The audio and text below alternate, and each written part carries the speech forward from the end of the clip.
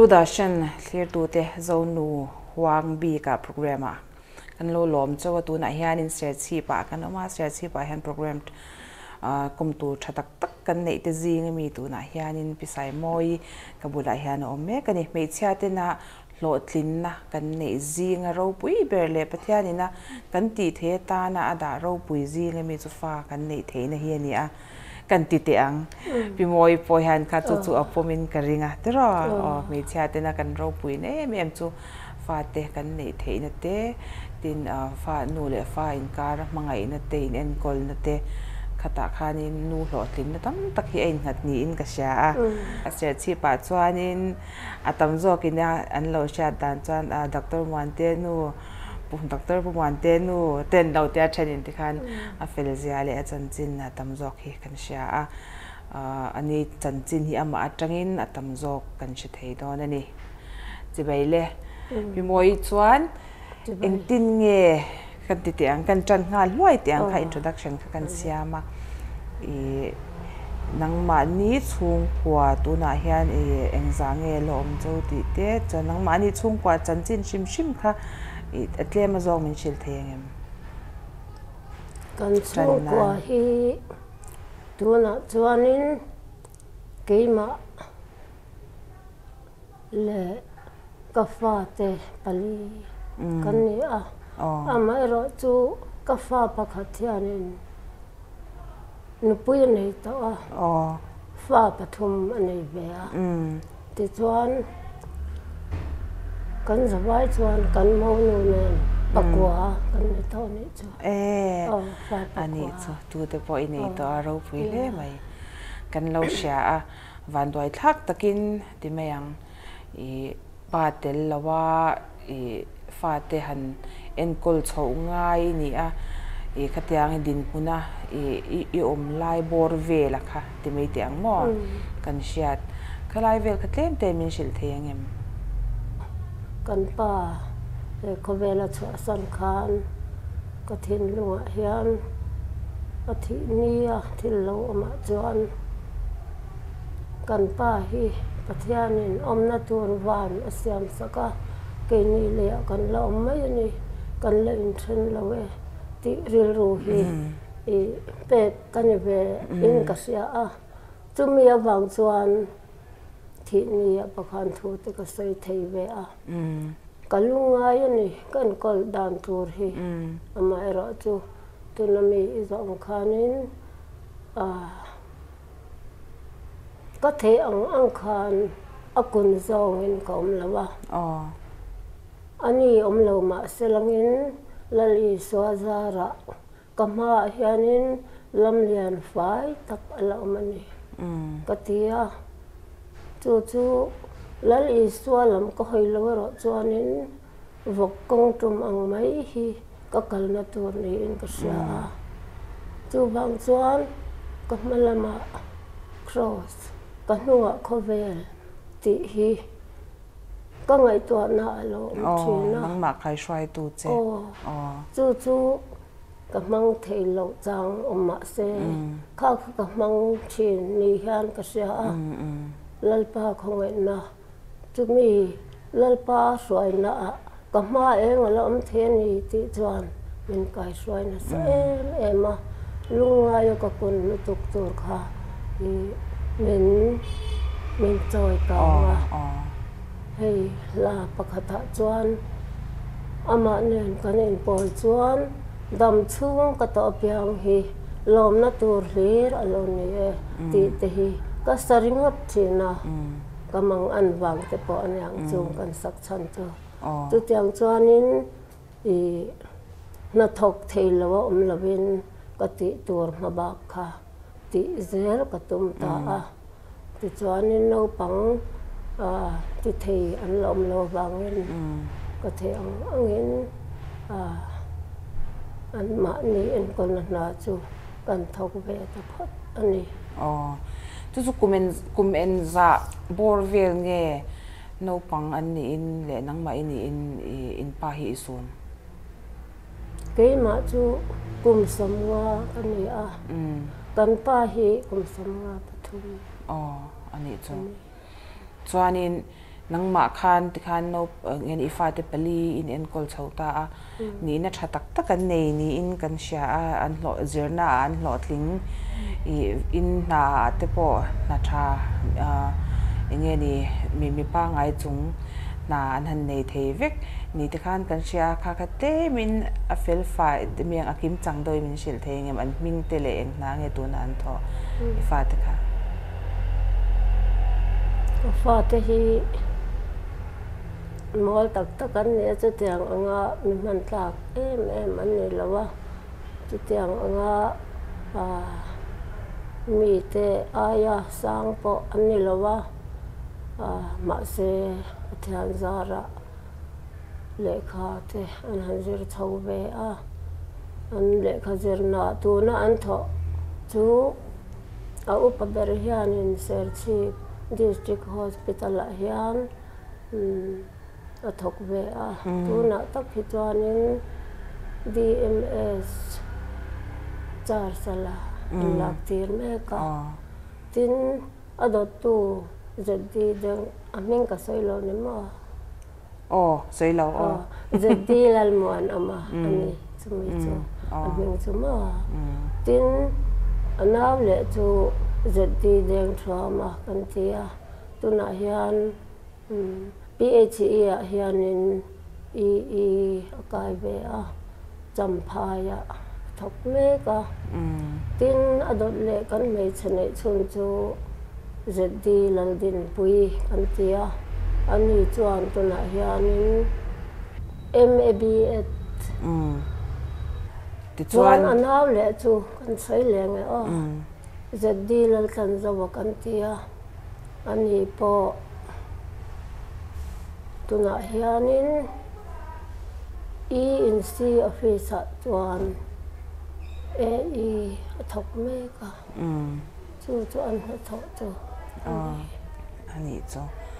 ani chu tiang khopa fa te han enkawl puitling te me ang zirna le nge ni nung chang a han buai rui thei thile na po buai po om si lawa kha enkawl kha chawa kha kan ti tiang a buai tha kem in hau chang te lo manga ngai chang te lo manga pa ni bok anu ni bok chang te anga yanga tin mi pa te an lo ni a tam jok ti me yang mi chia pakhat ti ne ya tiang a thuan an han oi chho thei da na hi ifa te that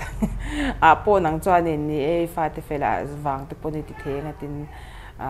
khami kha chan china kha nangma atangin ka shadu ka fa te hi kan in hau ngai me lawa ka ngai to a hete a tu na men ron in ron kal ma hianin ka fa te nen hian kan in hau em hi ka hrevak lawa amai ro chu achang chuan thil tha du zo ka wang te han tong han ven deuh te chu om ve thei ani chu tiang ti lawa chuan ka fa te hian ka thu hi zom tu re mo hi an ti deuh mai ni hian ka sha mi hi an da special ang reng khop maya ka thian te po hianin ifa pate berzo te phei hi chuan aba han kher tak che em ati china ka ti tur ka na thona te ka thil ti apianga hian a thei chuan min tran pui reng hi a hre me lawa hun ol kara hianin mi hi ati pui ram thin ani ti te kha ka thian te po hian an ho ve min lam pui thin kho mai ani le an du thlan na lampang entenan an zir du te eng ei zon na nge an ti du tianga du thlan na an ne are re kha nangma ni an ma ni du thlan na nge nangma ni in chu chu ti ro in tia an ti an zirna hi chuanin keima ain keima min zot ma la kan pa hi soi tel lo then ni lawa an te lain an pa hian nge ni pol sari te athen chu pol nga te pon na nyang in do tin an ma ni pol chu in ang lo ma sela a thin lung hianin le khazir le hetiang ma sona lam hi ngai to ema wangin thil a hria chwa poimo deuh mai oma aizola khanin All India Residential Scholarship chu tur kha kha hria chu ta chuanin chu ve turin kai hi min tira I afat ka fate roi turin kan vakala government high school San Maria son exam kha an nei ta a ti chuanin exam an nei na khanin pakhat thi lo tling ve hlak maya amara chu an tling kim lawa ti chuanin khamian exam zo khanin khuta ga hatia an exam le a final kha khata an tin khanin sarkar khan kan lo tho mang chuan ti ma yang mi zo tong de win khuta simla Lawrence School sanawara khuan min lu min phal sakta ni ta chuan asla siang tinga nang kan tia kan pa dam lai la nia e soi zel ma yang a chan chu ke ma hi engma kan I lo wang ti chuanin a hruai ta a kan thengem kan tinangem o ti chungin akala hupur emin ma sengin alo tha hian ran thata a thakhop mai lama sela ran tia ran lom honga chuan ala tling lo ho te kha kum le khan exam le tur khanin nan han ti le a an han exam le a an han ting le sam ve a pakhat a uber kha chuan ani po chu mi sikul la tho chuan sarkari min da le ta a chuanin akum le deuh hlek akal le deuh ta akan te ber mi pa zedi lan tan zo kha exam turin a ti le a ta chuan kan va hruai le a alo tling ve le maya pathian zara ani chu ti khanin kha sikula khanin min admit le tani an pathum chuan ta khan tran kan la thiam ni lovin an kal na sikul la an kal kha lom takin an kala kal hun taka kal te angaya tin chu ba ka hei party gau hati party te atira chuan ania ma se dot le chuanin kalkat party an ta a chuan he ta midang tunan khan an ho tu te khan an ran soi thina ti chuan apa hian alo buak le ngat thina ni khami zuk receive tur khan ti chuanin khami an ran soi la ya keinina kan lo nan lo chuan a soi tu te kha chuan kal le mia maya ma seng amun thlenga soi kha pa tan khan angai ta ti chuan tu ta chuan voi kha tu a soi thlenga re khop nge tu mi chum chuan tu mi tu ma phei chuan ai bak the si lo tu lai ang hianin kan tuar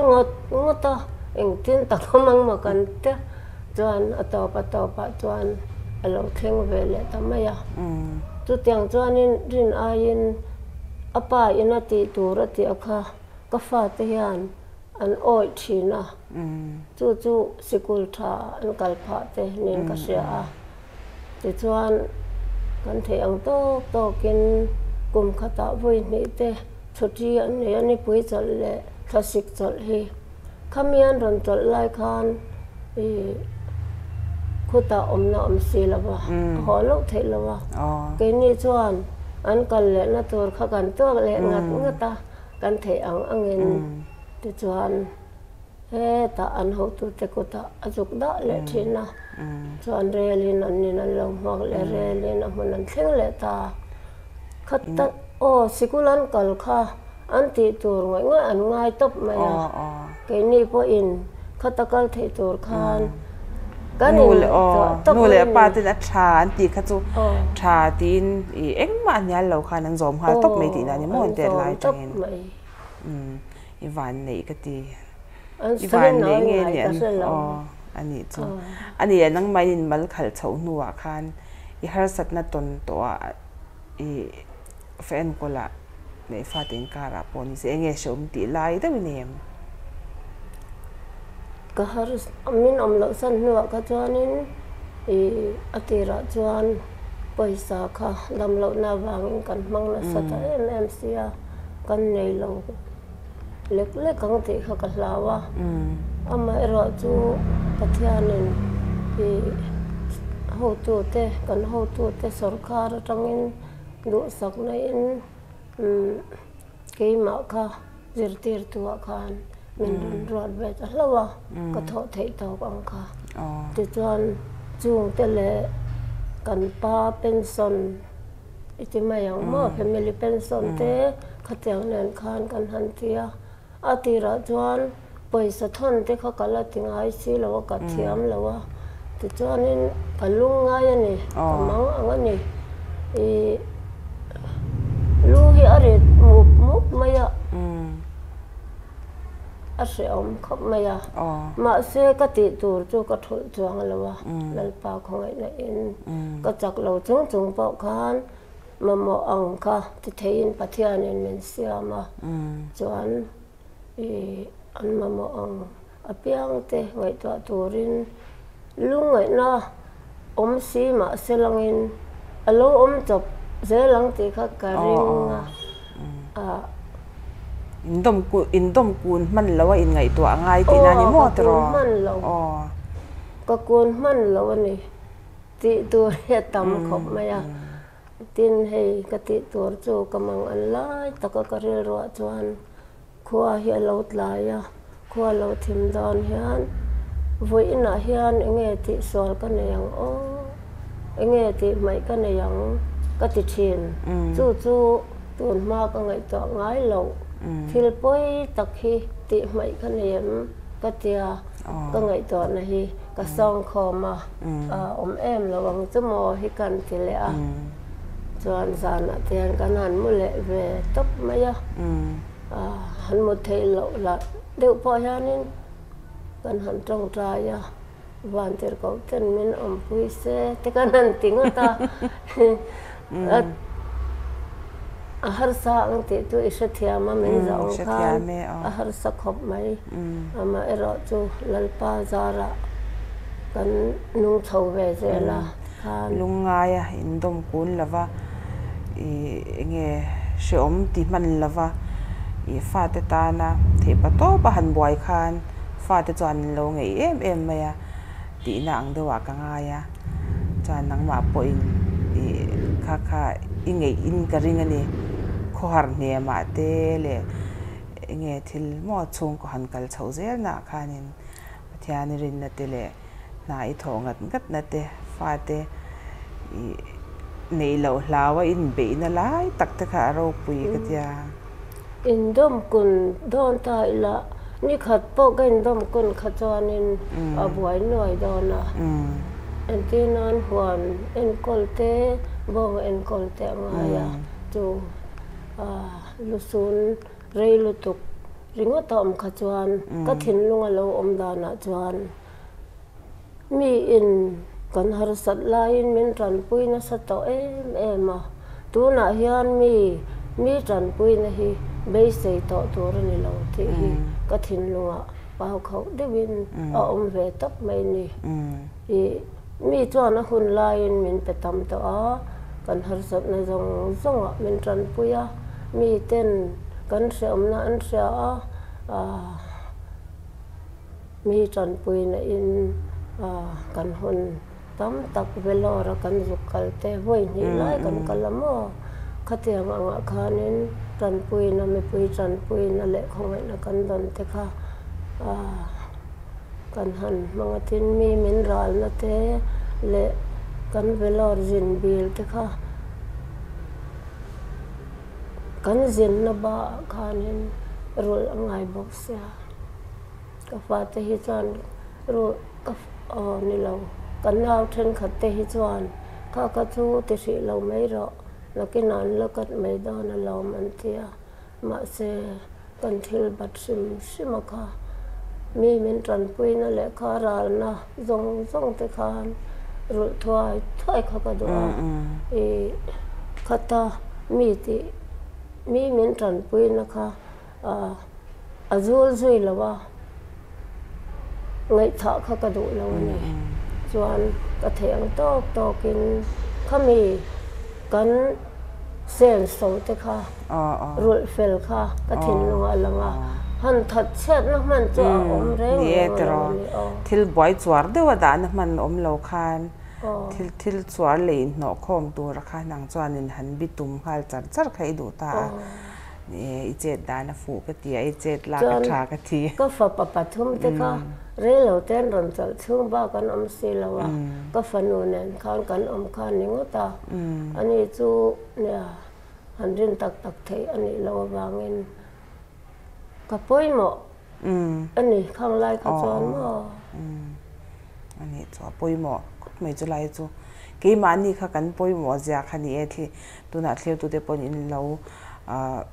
pimoi soi tang khanin in lo sha thiam thei ka be se tuna kan in kom na khanin nangma chawin me chai ni awang khanin lo ting takin fai enkawl thei lo ti na ani lawa hei an thei a the ni ti hi proof na voina hianin kan interview a hun rem chang kan nei thei the kan lom em a ti chuanin ta top nan kan ti teng Zonu program lo clear tu te tan bi khianin chakna bi ngor in i chakna thuru bi khi toite min lo silte ya chu lampang chu han sai tai lo chakna kha ka nei lawa ka taksa chera velora kan sin lai phe chan ke ji som thum pa ni chau kan ya ka dang phe tok ang hen chuan kan pa chan te phe kha chuan em tin tak mang ma ti ngai oi thina ma seng ka chakna thuru min zo chu alom am ka ti khop ma ya chakna dang ke ma om lawa ma seng pathian khoi na kadanga pathian khoi na zara ka hun kha thata ka mang thei turin lalpan min om puya kan pa ina khatia min han thi san na khan mi pui jinga thu han sei mai te kha ka du ta zo ka ti chuanin lom thu sei po kan pa te dang ring mai lovin ke mai na sei te kha ka du ta thlat mai ya chu a cham tu eng wang ne ka ti chan pathian zara dam namin patu ne na khan ka fa te en kol thei tu ne tu ra min zo tu kha choi moi ka du phat chuan nichunga ka sayang khan ka ma hian lam lian fai takalam ti khan min shwai ka ti long thei lawa nu pakhathian ti han min tia o Christmas te lo theng don eng tin tak amang ma abalunga thak don em an tiani chunga te pa chuan ti han ka changa karil ru in anya takin ka chang lawa Christmas te chu lalpa tan ka mangang katini lalpa tan ka mangang katia karil ru bokan Christmas a chuan puan ro pui po puan chei po ka lasin thei kan tingat ani chu eng wang he ka thina kan har sak mang an to ka po khan ka ni na khan ngai reng alom kan pan min om lo san ma se lalpa kan ni na kha pa ngai reng dang chuang lo ti tak khamin swai to hian atanga ti chuan pathian ne na ka tong tra ya tun ma zong a in Christmas te Good Friday te